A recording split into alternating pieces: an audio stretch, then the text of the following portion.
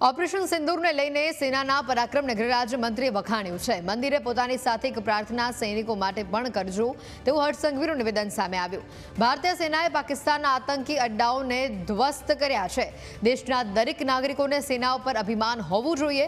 નિર્દોષ નાગરિકોના જીવ લેનારા આતંકી આકાઓને જવાબ આપ્યો છે। મંદિરે જાઓ, તમારા પોતાની માટે જ્યારે પ્રાર્થના કરતા હો,